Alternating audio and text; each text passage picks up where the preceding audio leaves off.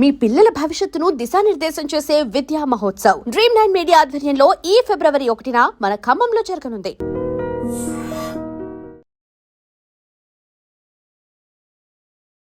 Welcome to iDream media. So జనరల్‌గా కొంతమంది ఇబ్బంది పడే ప్రాబ్లమ్ ఏంటంటే ఏదైనా ఫుడ్ తిన్న వెంటనే వాష్‌రూమ్ ఎళ్ళాల్సి రావడం. ఇంకా కొందరిలో ఇంకో ప్రాబ్లమ్ ఉంటుంది ఏంటంటే ఏదైనా తిన్న వెంటనే వామిటింగ్ సెన్సేషన్ రావడము, వామిటింగ్ అయిపోవడం కూడా జరుగుతూ ఉంటుంది. అసలు ఏంటిది? ఈ కండిషన్ ఏమంటాము? సో ఎలాంటి జాగ్రత్తలు తీసుకోవాలి? దీనికి ఉన్న ట్రీట్మెంట్ ఏంటి? పూర్తి వివరాలు తెలుసుకుందాం. మనతో పాటు ప్రముఖ medical gastroenterologist doctor Jogi Kiran Kumar గారు ఉన్నారు from Medicover hospital Hitech City. Doctor గారు నమస్తే అండి. అంటే జనరల్‌గా గూడా కొంతమంది ఇబ్బంది పడుతూ ఉంటారు. తింటారు. వామిటింగ్ సెన్సేషన్ వస్తూ ఉంటుంది. వామిటింగ్ గూడా అయిపోతూ ఉంటుంది. ఏంటి డాక్టర్ గారు అది? సో, వామిటింగ్ ఏంటంటే యూజువల్‌గా మన స్టమక్ కాంట్రాక్ట్ అయ్యి ఫుడ్ బయటకు రావడము. హ్మ్.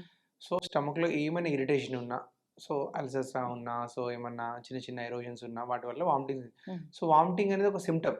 సో, ఒక డిసీజ్ కాదు. వామిటింగ్ రావడానికి చాలా రీజన్స్ ఉంటాయి.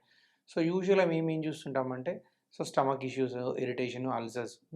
సో, పేషెంట్ వచ్చినప్పుడు మనం ఇన్ టోటల్ చూస్తాం. సో, వామిటింగ్ రీజన్స్ ఏంటంటే, సో, మనం మెడిసిన్ తీసుకున్నా వామిటింగ్స్ వస్తాయి. షుగర్ అన్‌కంట్రోల్ ఉన్నా, థైరాయిడ్ లాంటి ఇష్యూస్ ఉన్నా, సో, హెడేక్. సో, యూజువల్‌గా వింటుంటారు హెడేక్, మైగ్రేన్ అయినా. సో, కొందరికి యూనిలేటరల్ హెడేక్ వచ్చి వామిటింగ్స్ వస్తుంటాయి. సో, లేకుంటే ear discharge, ear infection. So, అట్లున్న vomitings వస్తుంటాయి. సో, ఎనీ ఇష్యూస్ అంటే మేము యూజువల్‌గా గ్యాస్ట్రో సైడ్ అయితే అల్సర్స్ ఉండి ఫుడ్ పైప్ బ్లాక్ అయినప్పుడు, సో, నైట్ తిన్న ఫుడ్ మార్నింగ్ వామిటింగ్ రావడం. అంటే డైజెషన్ ఫుడ్ ఫౌల్ స్మెల్ వచ్చి వామిటింగ్ కావడం ఉంటుంది. సో, ఇట్లాంటి వాటిలో డెఫినెట్‌గా అప్పుడు ఒకవేళ వామిటింగ్‌లో ఫుడ్ వస్తున్నప్పుడు, సో, ముందు రోజు ఫుడ్, స్టేల్ ఫుడ్ అంటాం. ముందు రోజు ఫుడ్ వస్తున్నప్పుడు, so, definitely they need to go for endoscopy. Okay. Endoscopy చేయించుకొని బ్లాక్ ఏమైనా ఉందో చూసుకోవాలి. అట్లా కాకుండా వన్స్ ఇన్ ఎ వైల్ కొద్దిగా మైల్డ్ నాసియేటిక్ సెన్సేషన్ వస్తుంది. బట్ వామిటింగ్ కావట్లేదు. ఓన్లీ సెన్సేషన్ వస్తుంది. వెయిట్ లాస్ లేదు. So, they are taking good diet everything అయితే, సో, వాళ్ళు సో, డైట్‌ని షెడ్యూల్ చేసుకొని, సో, సింప్టమ్స్ తగ్గించుకోవచ్చు. ఇప్పుడు ఎండోస్కోపీ అనగానే భయపడిపోతారు డాక్టర్ గారు. అది ప్రొసీజర్ అట్లాగే ఉంది. ఏమైనా అడ్వాన్స్ వచ్చిందా? సో, ఎండోస్కోపీ చాలా చిన్న టెస్ట్. జస్ట్ ఒక 1, 1½ మినిట్‌లో అయిపోతది. జస్ట్ మనం చిన్న లోకల్ అనెస్థీషియా స్ప్రే చేసి చేస్తాము. So, it is accessible everywhere. So, very 9 mm, 7 mm, 9 mm, 10 mm scopes ఏస్తాం. సో, పేషెంట్‌కి ఏం తెలీదు. జస్ట్ ఆల్మోస్ట్ 1 అవర్‌లో ఇప్పుడు అవేర్‌నెస్ వచ్చింది. పబ్లిక్‌లో వెరీ మచ్ గుడ్ అవేర్‌నెస్ వచ్చింది.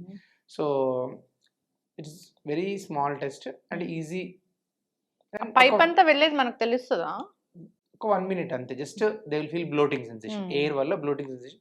సో, ఒక 5, 10 మినిట్స్ తర్వాత they can do their normal activities. So, రోజు పేషెంట్స్ వస్తుంటారు. సో, 5 మినిట్స్ తర్వాత వాళ్ళు వాష్ చేసుకొని 15 minutes they can do their own job. Endoscopy చేయించుకోవాలంటే పరగడుపున చేస్తారా so, doctor? Over night fasting ఉండాలి. అట్‌లీస్ట్ 8 to 12 అవర్స్ ఫాస్టింగ్ ఉంటే బెటర్. ఎందుకంటే మనం తిన్న ఫుడ్ కిందకెళ్ళిపోతే, సో, చూడడానికి మనకి ఏం ఓవర్ నైట్ ఫుడ్ ఏమి ఉండదు. సో, మనకి క్లియర్‌గా చూడడానికి ఉంటది. So, it is safe. Ulcers ఉంటే తెలుస్తుంది. అల్సర్స్ ఉంటే తెలుస్తది. ఏమన్నా సో, ఫుడ్ పైప్‌లో ఏమైనా ఇన్ఫెక్షన్ ఉన్నా తెలుస్తది. So, very much safe test. No need to worry about that. ఇప్పుడు ఈ అల్సర్స్ వల్ల వామిటింగ్ అవుతుంది అన్నప్పుడు అల్సర్స్ వస్తే అవి తగ్గదంటారు ఎందుకు డాక్టర్ గారు? సో, అల్సర్స్ వస్తే తగ్గుతాయి. అట్లనే ఏమి ఉండదు. సో, ఎందుకొచ్చాయో చూడడం ఉంటది. సో, మనం కొందరు పెయిన్ కిల్లర్స్ తీసుకుంటుంటారు. వాటి వల్ల వచ్చే. సో, పెయిన్ కిల్లర్స్ అవాయిడ్ చేసి అల్సర్ కోటింగ్ మెడిసిన్స్ ఇస్తాం మనం. సో, యాసిడిటీ తగ్గించే మెడిసిన్స్ ఇస్తాము. సో, అట్లా కాకుండా కొందరికి బ్యాక్టీరియల్ ఇన్ఫెక్షన్ వల్ల వస్తది. సో, అలాంటప్పుడు so, H pylori bacterial anti H pylori medicines ఇస్తాము. వాటి వల్ల 2 వీక్స్ తర్వాత అల్సర్ హీల్ అవ్వడం జరుగుతుంది. So, very rarely gastric ulcers, malignancies కూడా ఉంటాయి. అంటే క్యాన్సర్స్ కూడా ఉంటాయి. సో, అలాంటప్పుడు మనం బయాప్సీ తీసుకుంటాం. బయాప్సీ తీసి సో, హిస్టోపాథాలజీకి పంపిస్తాము. సో, దాన్ని బట్టి ఒకవేళ మాలిగ్నెంట్ ఉంటే సర్జరీ అయినా, మెడిసిన్, కీమోథెరపీ అట్లా ఉంటాయి. So, otherwise most of the ulcers ఏంటంటే సో, బినైనే ఉంటాయి. So, they will respond to treatment. H pylori అనేది బయట ఫుడ్ తింటే వెంటనే వస్తదా? So, H pylori is so, 70-80% వాళ్ళకి మనకి ఆల్రెడీ ఇట్ ఈస్ ఏ ఉంటుంది. కంటామినెంట్ ఉంటుంది. సో, పేషెంట్‌కి ఎవరైతే సింప్టమ్స్ వస్తున్నాయో, రిపీటెడ్‌గా అల్సర్స్ వస్తున్నాయో వాళ్ళని మనం సో, ఆ సెటప్ పాపులేషన్స్‌ని, పేషెంట్స్‌ని మనం ట్రీట్ చేస్తాం. సో దట్ వాళ్ళకి రిపీటెడ్ సింప్టమ్స్ రాకుండా ఉంటాయి. ఎవ్రీ 6 మంత్స్‌కి, 1 ఇయర్‌కి so, repeated episodes acidity medicine వాడడం చూస్తుంటాం మన పేషెంట్‌ని. సో, వాళ్ళకి మనం హెచ్ పైలరీ ఎరాడికేట్ చేస్తే ఏంటంటే రిపీటెడ్‌గా ఎపిసోడ్స్ రావు. ఓకే. డాక్టర్ గారు ఓకే. ఇది ఓకే. తినగానే కొందరు వాష్‌రూమ్ ఎళ్ళాల్సి ఉంటుంది అంటూ ఉంటారు కదా! అదెందుకు? సో ఇది యూజువల్‌గా రొటీన్ మన పేషెంట్స్‌లో ఆల్మోస్ట్ 10 పేషెంట్స్‌లో 3 to 4 పేషెంట్స్ డెఫినిట్‌గా రోజు తినగానే వాష్‌రూమ్ వెళ్తున్నాం సార్ అంటారు. సో ఏంటంటే ఇది గ్యాస్ట్రోకోలిక్ రిఫ్లెక్స్ అంటాం. మన చిన్న పిల్లల్ని చూస్తుంటాము. మిల్క్ తాగగానే బ్రెస్ట్ ఫీడింగ్ అయినా లేక నార్మల్ ఫీడింగ్ ఇమ్మీడియేట్‌గా వాళ్ళు మోషన్ వెళ్ళిపోతారు. So usually we don't worry. So like అడల్ట్స్‌లో కూడా దీన్ని గ్యాస్ట్రోకోలిక్ రిఫ్లెక్స్ అంటాం. ఫుడ్ స్టమక్ ఫుల్ కాగానే కొలన్ పెద్ద బేగా ఎంప్టీ అవుతుంటుంది. డిజిటల్ పార్ట్‌లో ఉంది.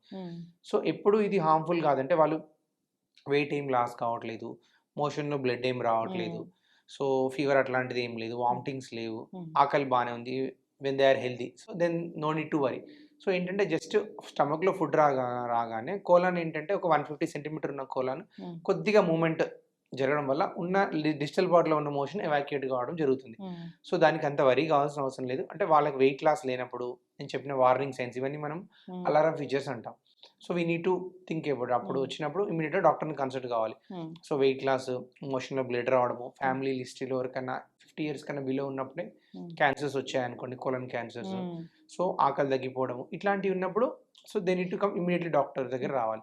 సో అట్లా కాకుండా సో సింపుల్ వెయిట్ ఏం తగ్గకుండా ఓన్లీ తినగానే మోషన్స్ అట్లాంటప్పుడు మినిమల్ ప్రోబయాటిక్స్ తోటి సెట్ అయిపోతుంది. సో కర్డ్ ఎక్కువ తీసుకోవడం, సో సింపుల్ ప్రోబయాటిక్స్ వల్ల ఏంటంటే గట్ ఫ్లోరా స్టాండర్డైజ్ అయిపోయి సో రిపీటెడ్ మోషన్ తగ్గిపోతాయి. ప్రోబయోటిక్ అనేది ఇప్పుడు చాలా వైరల్ అవుతున్న అంశము. ఫుడ్స్‌లో ఎక్కువ ప్రోబయోటిక్ పెరుగులో ఉంటదా? ఇంకా దేంట్లో ఉండదా? సో పెరుగులో ఉంటది. యోగర్ట్, ఓవర్ నైట్ పెరుగులో ఉంటుంది. ఫర్మెంటెడ్ ఫుడ్స్ ఏవైనా ఫర్మెంటెడ్ ఫుడ్స్‌లో ఉంటుంది. ఎట్లా వస్తది డాక్టర్ గారు? అంటే ఇప్పుడు ఇడ్లీ తీసుకుంటాము. దాని నుంచి వస్తదా? సో ఇడ్లీలో ఉంటది. ఎనీ ఫెర్మెంటెడ్ దోస అయినా ఫెర్మెంటెడ్ సో ఉండడం అంటే సో బాడీలో itself the billions of bacteria ఉంటాయి మన బాడీలో. సో గుడ్ బ్యాక్టీరియాను, బ్యాడ్ బ్యాక్టీరియా అని ఉంటాయి. సో మనము అంటే అవసరానికన్నా ఎక్కువ యాంటీబయాటిక్ ఇప్పుడు so repeated respiratory infection, sore throat వచ్చిన వైరల్ వస్తుంటాయి. వైరల్ ఇన్ఫెక్షన్స్కి ఏంటంటే పేషెంట్ యూజువల్గా ఓవర్ ఫార్మసీలో మెడికల్ షాప్లో తీసుకొని యాంటీబయాటిక్ తీసుకుంటారు. సో వచ్చింది వైరల్ ఇన్ఫెక్షన్, వాళ్ళు యాంటీబయాటిక్ తీసుకోవడం వల్ల సోర్ త్రోట్ ఆల్రెడీ 2 to 3 డేస్లో తగ్గేది. సో యాంటీబయాటిక్ తీసుకోకుండా 2 to 3 డేస్ తగ్గుతుంది. But meanwhile gut flora మొత్తం దెబ్బతింటుంది. గట్ ఫ్లోరా దెబ్బతిని ఏంటంటే సో హార్మ్ఫుల్ బ్యాక్టీరియా ఎక్సెస్ అయ్యి నార్మల్ గుడ్ బ్యాక్టీరియా డిస్ట్రాయ్ అయిపోతుంది. సో బ్యాలెన్స్ దెబ్బతింటుంది. సో నార్మల్గా 2 బ్యాలెన్స్ ఈక్వల్గా ఉంటాయి. సో ఒకదాని ఒకటి బ్యాలెన్స్ వన్స్ బ్యాలెన్స్ టిల్ట్ అయినప్పుడు ఏంటంటే హార్మ్ఫుల్ బ్యాక్టీరియా ఎక్సెస్ అయిపోతుంది. అప్పుడు కూడా మీరు యాంటీబయాటిక్స్ తో పాటు జనరల్ గా డాక్టర్ దగ్గరికి వెళ్ళినప్పుడు ప్రోబయోటిక్స్ ఇస్తారు కదా? సో కొద్దిగా గ్యాప్ ఇస్తాం. So 1 to 2 weeks will give gap.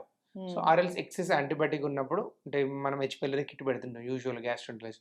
So దాంతోపాటు సో దానికి సూటబుల్ అయ్యే బ్యాక్టీరియా ఉంటాయి కొన్ని. సో అప్పుడు పెడతాం అంటే సపోర్టివ్గా. సో బట్ మా సజెషన్ ఏంటంటే జస్ట్ ఫర్ కరెక్ట్ డ్యూరేషన్ వాడడము, యాంటీబయాటిక్స్ అవసరమైతేనే వాడడము. సో ఒకవేళ స్టార్ట్ చేసినా కానీ we need to complete the duration. కొందరు ఏంటంటే 2 days వాడగానే స్కిప్ చేస్తారు, 3 days వాడే. సో ఆ బ్యాక్టీరియా కంప్లీట్గా డిస్ట్రాయ్ కాదు and in between resistant strains form అవుతాయి హాఫ్ ఎక్స్పోజర్ వల్ల. సో నెక్స్ట్ టైం ఎప్పుడన్నా మనకి సేమ్ అదే ఇన్ఫెక్షన్ వచ్చినప్పుడు that antibiotic won't work. So strains resistant strain duration important. చక్కగా చెప్పారు డాక్టర్ గారు. చాలా చక్కటి ఇన్ఫర్మేషన్ అందరు ఫాలో అవ్వాలని కోరుకుందాం. ధన్యవాదాలు. And for more videos, Please subscribe to iDream. Please subscribe to iDream. Please subscribe iDream. And please subscribe to iDream. For more videos, subscribe to iDream. please like, share and subscribe to the channel. Congratulations, iDream. Subscribe to iDream. Subscribe to iDream. So subscribe to iDream Media. iDream team అందరికి huge congratulations. Please subscribe iDream Media. Please subscribe to iDream. Subscribe iDream. Please subscribe to iDream. iDream అంటే నా కళల channel subscribe చేసుకున్న నోరు తిరుగుతలేదు, మీరైతే గంట గుర్తు కొట్టండి. For more such videos, please subscribe to iDream. Subscribe to iDream. Please subscribe to iDream. Please subscribe iDream Media. Please do subscribe to iDream. Please subscribe to iDream Media. For best entertainment and information, please subscribe iDream. And don't forget to subscribe to iDream.